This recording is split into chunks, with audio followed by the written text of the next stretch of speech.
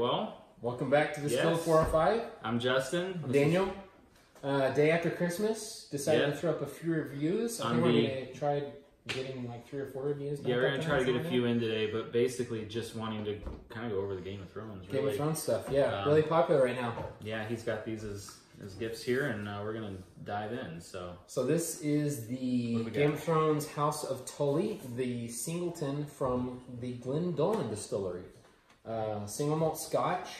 I think this is... It's no age statement, right? No age statement, like no age statement. I think this one is from, like Glendullan, are they Speyside or what are they, Highlands? I'm not really sure, actually, to be honest with you. Actually.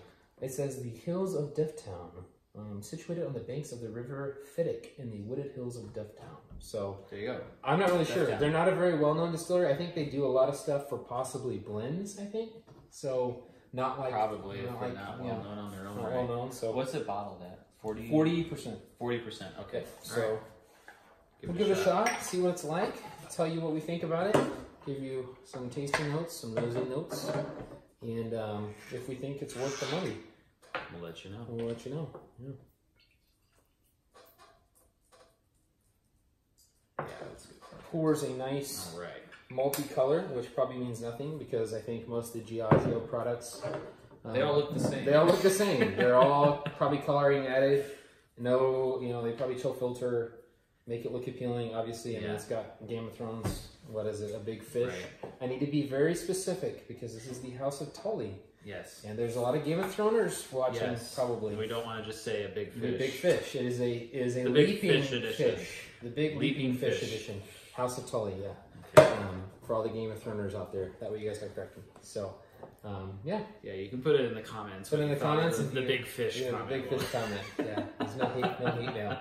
Yeah, let us know. All love here. Yeah. Okay. So the color probably colored. I mean, it's really not darker amber. Obviously, it's an age statement, so it's probably right. Yeah, probably very minimum 3 years. 33. 3. Yeah, 33. We're looking at a. So it's probably coming in 3 to 5, 6 years. Yeah. Probably a blend of some of them. Does it say blend or no? No, I mean it's not a blend, but it's a vatting, So they take it's a single malt, but they take different ages and put them into one to create a profile. So, so anyways, the color is just natural whiskey. What do you get on the nose? So. Okay, so we just had the Dalwhinnie, right? Yeah, the Dalwhinnie. And that was pretty. You should go check that video out. Yeah. It was very young, and I would say the same, but in a different way, though. I don't feel like it's not as astringent. Exactly. Very smooth, a lot smoother than the Dalwhinnie. When we say smooth, it's not meaning smooth. Smooth is there's these bright, prickly, spiky notes that a young whiskey has, and there's no way to get around it. Oak and age and time in the cask is where you get away from those prickly notes. And so youthness usually comes from is bright and prickly and sharp. And if those words sound weird to you, it just comes with time and tasting whiskeys and smelling whiskeys, and you kind of start to understand. Yeah, that doesn't make sense. The more you try, the more it makes sense. It's not as sharp, and it's a little bit more rounded, a little bit more subdued. Part of it's that this is 40%. I think the Dalwhinnie was 43. It was 43. Yeah. That could be a contributing factor, but so I'm getting. I'm getting a little bit more. I'll try not to compare it to the Dalwhinnie, but it's in the Game of Thrones, so you're kind of thinking that obviously it's completely different distillery, but this is still fruity. It's still very Speyside character, so very Speyside Highland to me. So I'm still getting a lot of the not the red fruits like a sherry, but more of the brighter fruits like peaches and pears and pineapple and things like that. I'd agree with that. So it's fruity. You get like a little sea salt in there. Yeah, kind of brininess, like ocean. Yeah, I get that too. Absolutely, for sure. Kind of a good nose though. Yeah, it smells very good. Yeah, very good. Well, give it a shot. Time? Yeah. Cheers.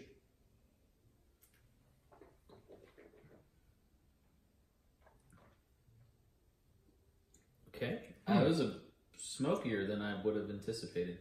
Yeah, I don't think that they have any. I don't think there's any peat at all, but I think that. I see where you're going with the smoke. I don't think there's. No, it's not. I wouldn't say peaty. Not like Ardbeg or anything within that area at all. Yeah, but just so like a smokiness and just the character of it. Just.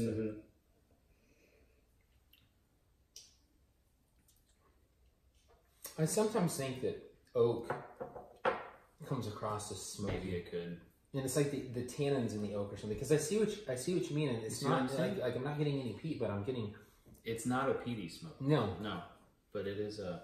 So maybe just the char, or maybe the char. Yeah, for sure. Maybe that just comes. I'm still getting the fruitiness, the typical Speyside Highland Scotch notes that you get from that region, but there is a more rounded oaky tannins, I think a lot of that comes from the refilled, recharred oak casks that are probably tired and worn out, and a lot of the flavor has been used. So like a lot of Scotch whiskeys use refilled casks. So they'll hold bourbon first, and they'll go over Scotland. Scotland will use their Scotch, or fill up those barrels with their Scotch. They'll empty those barrels into a bottle, sell it, and then they'll reuse those and keep reusing, keep refilling them, keep emptying them. And eventually, everything that's good in a barrel gets exhausted because most of those whiskeys have gone into the cask and pulled out those flavor elements. And therefore, all you're left with is this tannic oakiness that really is not a pleasant flavor. It's a very stringent flavor. And I get a little bit of that on this palate. Yeah. Which makes sense. I think this is the cheapest, which kind of brings us into the would we buy this again? You know, is it worth our money? Kind of segment. This is the cheapest Game of Thrones one they have, and I think most of the Game of Thrones they have lots of different categories. I think the first one starts at this one is like $25, I think, so super cheap. Does that start? Yeah, and I think they go all the way up to 75, and like every dollar amount in between. So there's one out there for everybody, obviously, but this is the cheapest one. Game of Thrones for you. For you, for sure, absolutely. So at any price, I think this is the cheapest, and it makes sense. It does taste a lot the of cheapest. refill oak casks. Yeah, so. I definitely don't think it's bad. I think it's good. I don't think it's bad. It's an easy drinker. Yep. There's nothing bad about it that says the flavor's bad. Absolutely not. Very easy drinker. Great bang for your buck. If it's $25, you can get it for in your area. That's in cheap blend category. I know. And for a single malt with a name distillery at 40% ABV, at 20 something bucks with Game of Thrones. I mean, that's cool. You can't and shouldn't go any cheaper. No, absolutely. You can't and shouldn't. You will regret it. You will regret it. Yeah. No, that's absolutely true. I mean, that's absolutely true. I mean, John, you throw this up to Johnny Walker Red Label or something, it completely blows away. So comparing it to Red Label, I would say this is far superior, more enjoyable. Yeah. I mean, there's probably a lot of scotches that below Red Label. The finish is very, very short. It doesn't there's nothing there. No, it's just a little bit of alcohol. It's but like, for $25, gone. Yeah, you expect much more, you know. So, would I buy it again at $25? You bet. Yeah, absolutely. Agreed. For sure. You bet. Even at $25, if you have friends come over that want to throw this in Coke, are you going to be you're not going to cry about it. Yeah, you're not going to get mad. $25. You're not going to say, don't you dare put that in Coke. You'll be like, absolutely. Grab a Coke. Who cares? Fill your bar with this stuff. You want to tell them it's $25? Yeah. Yeah, absolutely. Tell them it's $60. Scott Game of Thrones. They're not going to know it says Game of Thrones. Yeah, absolutely. Fill your bar with it. It's great. You know, it's a very good entry level as well. It is. Yeah, if you're new, very accessible. Nothing off. This would be a good one. Yeah, like. Because if I was new to Scotch and I drank Ardbeg on my first, oh my gosh, good lord, probably would not be drinking. Absolutely, it's like God. No, I completely agree. It's developed palate. Woo. Yeah, no, it's a cool bottle, very accessible, good marketing. Yeah, well done. I like it. Very, yeah. So. Go buy it. Go buy it. Yeah, we're not getting paid. Yeah. No, we're not. Yeah, so I guess that's it. It's it. Check out for more videos. Yep. Subscribe if you like.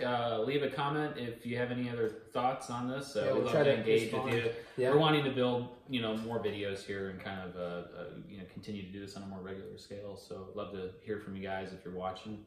Absolutely. All you Game of Thrones fans. Yes. The big fish. Yeah, the big fish. Yeah. On that note. Cheers.